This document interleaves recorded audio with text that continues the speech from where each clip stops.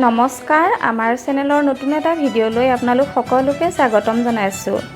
আজি মই আপোনালোকৰ কাৰণে পটলৰ এটা সোৱাদ লগা গ্ৰেভি আগবঢ়াইছোঁ। চাওকচোন কিমান সুন্দৰ হৈছে।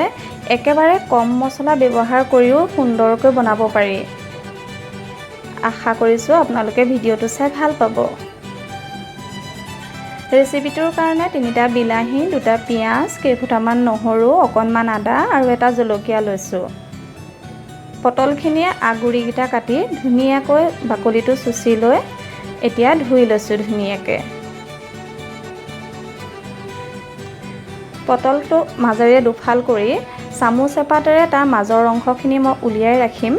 এইখিনি নষ্ট নকৰোঁ, বিলাহীৰ সৈতে মই মিক্সাৰত গ্ৰাইণ্ড কৰি ল'ম।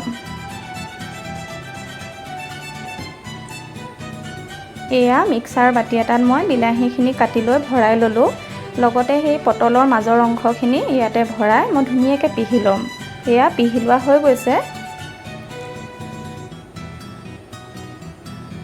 এতিয়া মই পিঁয়াজখিনিও মিক্সাৰ বাতিটোত পিচি ল'ম। পিঁয়াজখিনি পিচি দিলে সোৱাদটো খুবেই ধুনীয়া হয়। কাটি ৰখা পটলখিনিত মই অকণমান নিমখ আৰু হালধি সানি লৈছোঁ। মই আকৌ পাছত নিমখ আৰু হালধি সোৱাদমতে ব্যৱহাৰ কৰিম। এতিয়া অকণমান পটলটো সিজিবৰ কাৰণে দি লৈছোঁ।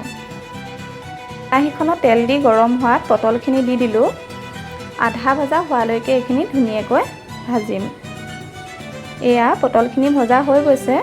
এতিয়া এইখিনি কাঢ়ি ৰাখিম। পটল ভাজি ৰৈ যোৱা তেলখিনিতে এতিয়া পিহি ৰখা পিঁয়াজখিনি দি দিছোঁ।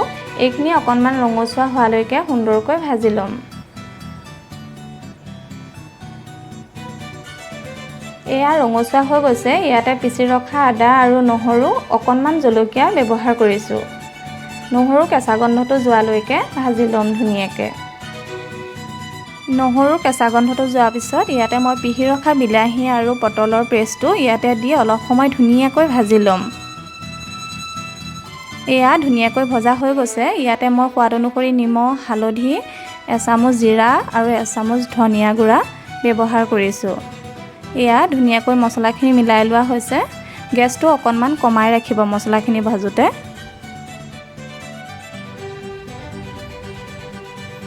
ধুনীয়াকৈ পেষ্টটো ৰেডি হৈ গ'ল। ইয়াতে মই এতিয়া গৰম পানী ব্যৱহাৰ কৰিম। আপোনালোকে পানীটো অকণ বেছিকৈ দিলেও দিব পাৰিব। মই 3জন মানুহৰ কাৰণে কমকৈ দিছোঁ।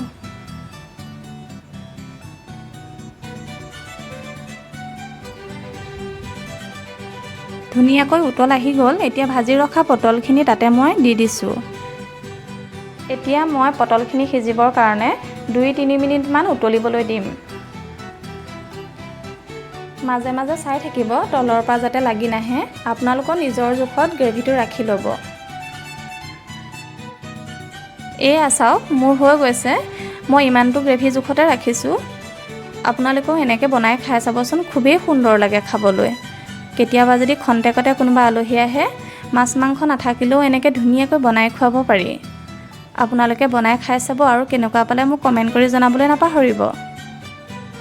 ভিডিঅ'টো যদি চাই ভাল পালে চেনেলটো ছাবস্ক্ৰাইব কৰি দিব।